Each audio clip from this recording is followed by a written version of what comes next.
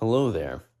I was having a normal day until I wasn't, because apparently the Schuster family, as in half of the founders of Superman, Siegel and Schuster, is suing Warner Brothers over their new Superman movie.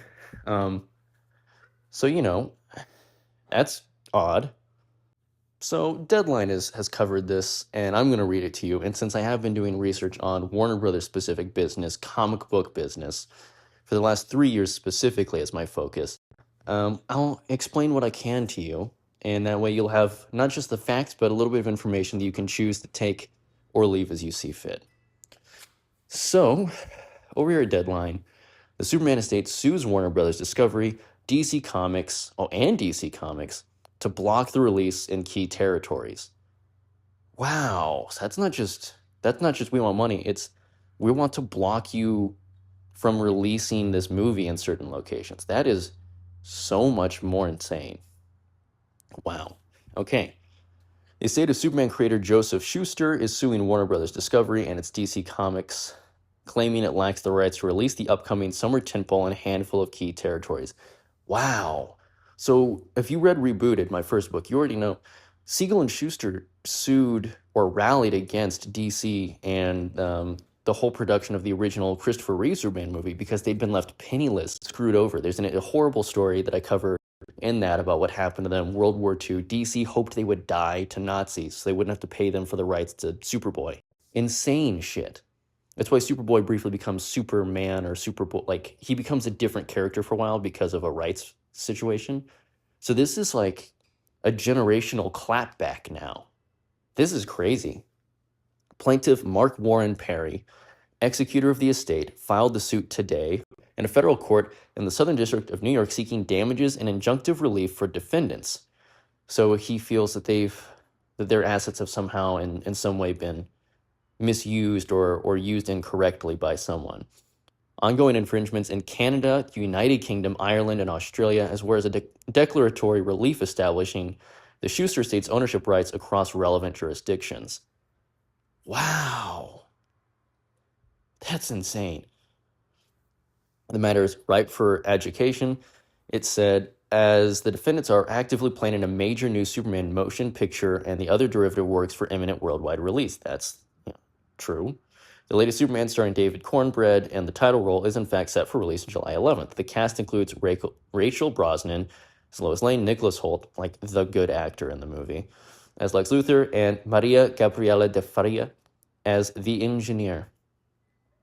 Warner and Peary and his longtime legal team have been in court before, most recently regarding the termination rights under the U.S. Copyright Act. But the automatic foreign copyright revision issue in this case did not occur until years later, says Mark Tabaroff, attorney for the estate, and was never actually litigated. Now it will be. Okay, so, all right, I'm going to keep reading before I try to jump to conclusions. We'll circle around. We fundamentally disagree with the merits of the lawsuit and will vigorously defend our rights, said Warner Brothers Discovery spokesman. Yeah, I'm fucking sure you will, like you did against Ray Fisher, you piece of shit.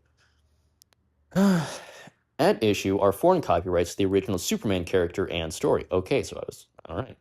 Co-authored by Jerome Siegel and Schuster, though Siegel and Schuster assigned worldwide Superman rights to DC's predecessor in 1938 for a mere $130, $65 each. I covered that. And Rebooted. The copyright laws of countries with the British legal tradition, including Canada, the United Kingdom, Ireland, and Australia, contains provisions automatically terminating such assignments 25 years after an author's death, vesting the Schuster estate the co-author's undivided copyright interest in such countries. Wow, I did not know that. I am not from those places. That's fascinating. So there was a law at the time that would have made it where basically if you sold your character to a comic publisher and it became insanely lucrative, you could sue saying that you didn't realize the worth it was and you deserve more compensation. And they tried that, and DC told them to kick rocks. So Siegel and Schuster have been getting shafted generationally by Warner Brothers and DC. So in case you couldn't tell, I'm not exactly crying for the billion-dollar company that puts out hit pieces on actors that speak out and blow the whistle on abuse. Schuster died in 1992 and Siegel in 1996. By operation of law, Schuster's foreign copyrights automatically reverted to his estate in 2017 in most of these territories, and in 2021 in Canada. Yet defendants continue to exploit Superman across these jurisdictions without Schuster's estate's authorization, including in motion pictures, television series, and merchandise, in direct contravention of these countries' copyright laws, which require the consent of all joint copyright owners to do so. Wow. So everything after Joss Whedon's Superman is like potentially under the claim of this. That's so Superman and Lois, My Adventures with Superman, the CW crossover with Brandon. If Smallville did come back for an animated show, this new Superman thing, comics, video, that's Suicide Squad Kill the Justice League. I don't know if they want any of that pie, but wow. This is bound to be the most unwelcome as DC and parent Warner Brothers Discovery start to gear up for the new movie release. The trailer was the most viewed, and yeah, you got the most views ever, and The Flash is believe the hype. We know.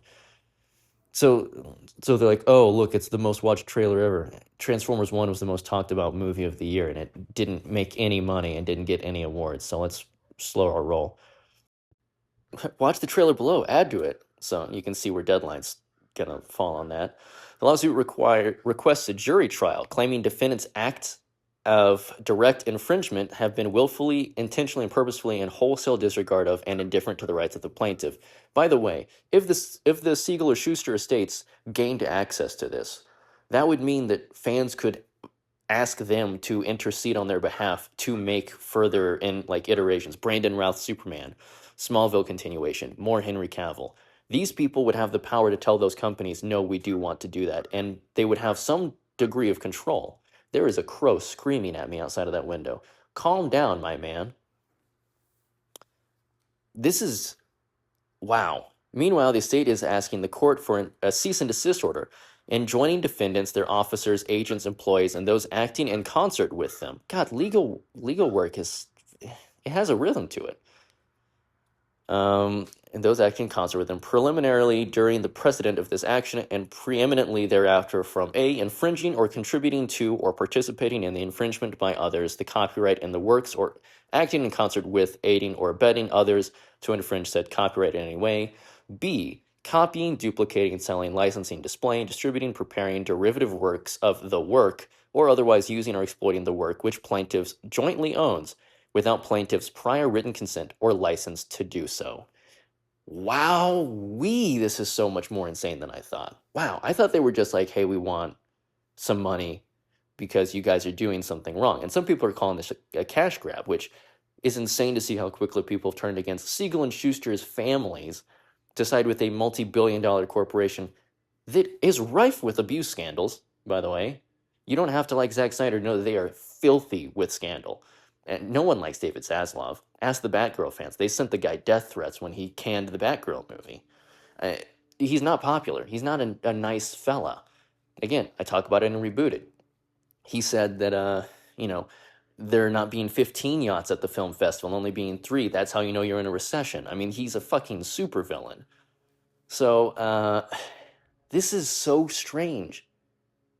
Because just the potential of this, right? Just the potential of this turning out the way that it could would fundamentally change the way that DC Comics distributes superheroes. And it would legitimately mean that if DC did want to continue, the DCU, they would just not have Superman without the express consent of Siegel or Schuster's estates.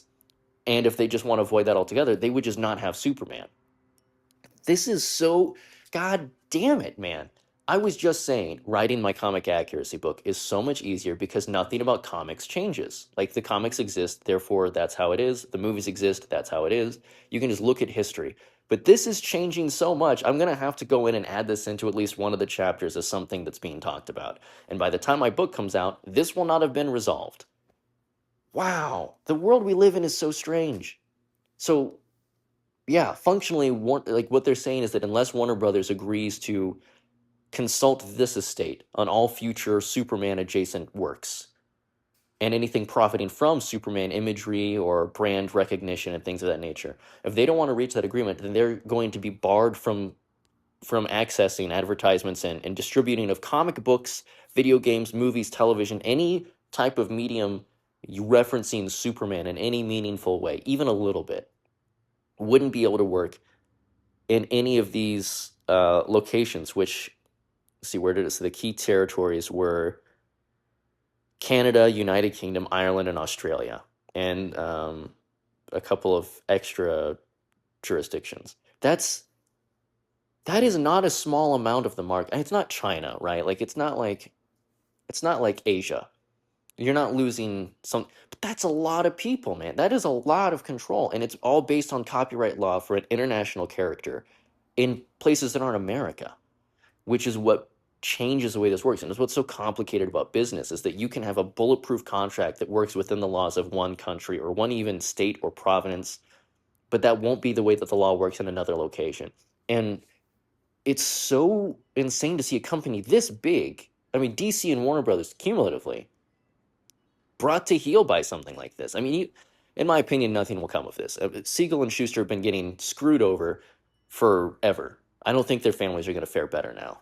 And less public opinion against Warner Brothers is just that dour now. And the new trailer apparently isn't inspiring tons of hype, so maybe they're like, cut our losses and blame the Schusters, right? Like they could say the DCU was ruined, Zaslav can get his tax write-off, buy a new yacht, sell Warner Brothers for scrap, go become an executive at another company, probably parasitically do the same thing again. And now instead of James Gunn being the scapegoat, it becomes the Schusters and Siegels who are the scapegoats.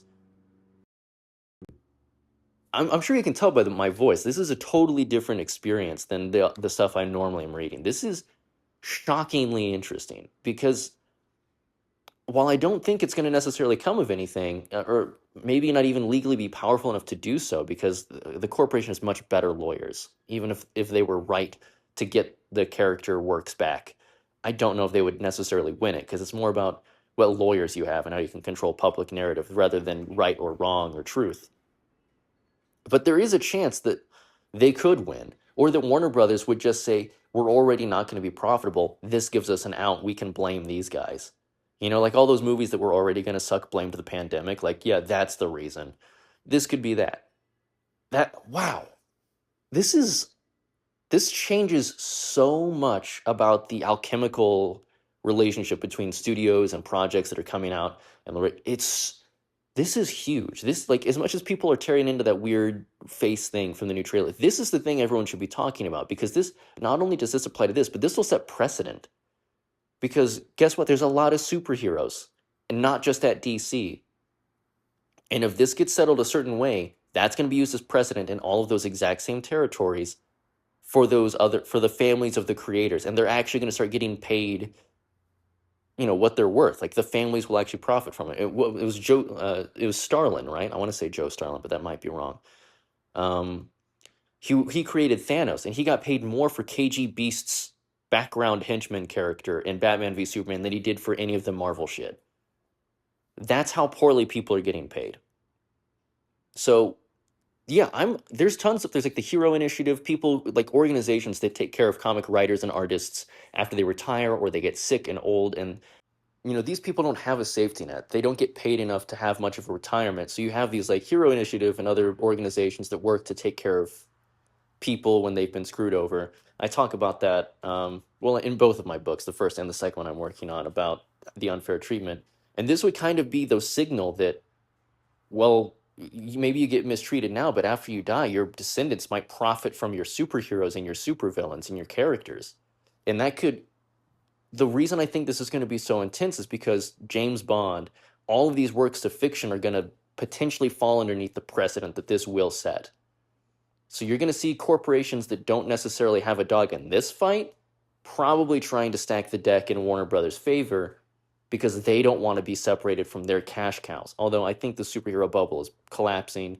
I think the time to make your money is already over. I think they would be better off just doing the right thing and accepting they might make a couple $1 million less every year in their personal bank accounts. But I also have like a more just and humane perspective on business than anyone that actually serves as a CEO of a company.